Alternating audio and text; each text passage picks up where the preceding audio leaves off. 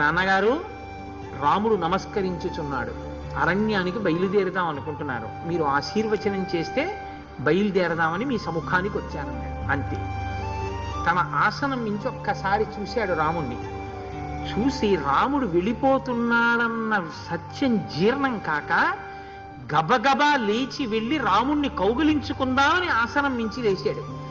ఆ రాముణ్ణి చూడగానే ఇంకా కాసేపట్లో రాముడు వెళ్ళిపోతాడు, ఇక నేను చూడను, 14 ఏళ్ళు కనపడడు అన్న దుఃఖంతో వలవల ఏడుస్తూ రాముణ్ణి పట్టుకోవడానికి ముందుకు వెళ్ళబోయి ఆ దుఃఖం యొక్క ఆవేశం చేత మూర్ఛ వచ్చి నేల మీద పడిపోయాడు. అలాగే నిలబడింది కైకమ్మ.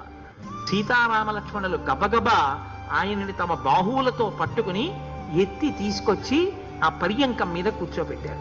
కూర్చోబెట్టిన కాసేపటికి ఆయనకి సంజ్ఞ కలిగింది. మళ్ళీ అంటే తెలివి వచ్చినట్టుగా మళ్ళీ స్మృతిని పొందాడు. కాసేపటికి స్పృహని పొందిన తర్వాత రాముడు అంజలి ఘటించి అన్నాడు, మీరు ఆశీర్వచనం చేస్తే నేను అరణ్యానికి వెళ్ళిపోదాం అనుకుంటున్నాను, మీరు మీ చల్లని చేతులతో నన్ను దీవించండి అని అడిగాడు.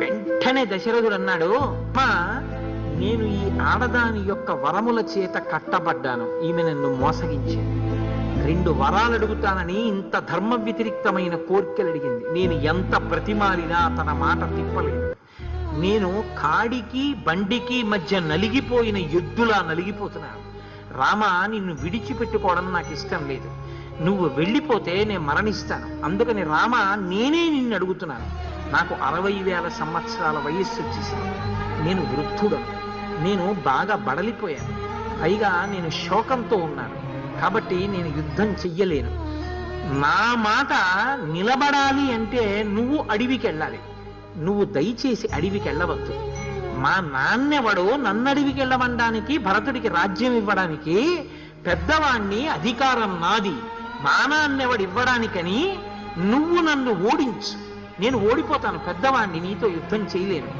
నన్ను 2 చేతులు బంధనం వేసేసి నన్ను కారాగారంలో పెట్టేస్తే నేను కారాగారంలో ఉంటాను, నువ్వు రాజ్యం చేస్తూ రామా నీదైన రాజ్యానికి నీకు ఇవ్వని నేరం చేసిన వాణ్ణి కాబట్టి నన్ను కారాగారంలో ఉంచి నువ్వు అలా తిరుగుతూ నా ముందు, నేను నిన్ను చూసి బతికేస్తాను తప్ప సింహాసనం మీద కూర్చుని నువ్వు వెళ్ళిపోతే బతకను, కాబట్టి భవరాజా నువ్వు రాజైపో, నిగృహ్యమాం నన్ను నిగ్రహించు, నన్ను ఖైదు చేసేరామా అంటే ఎంత ఆర్తో, కొడుకుని ఉండలేని ఎంత బాధ.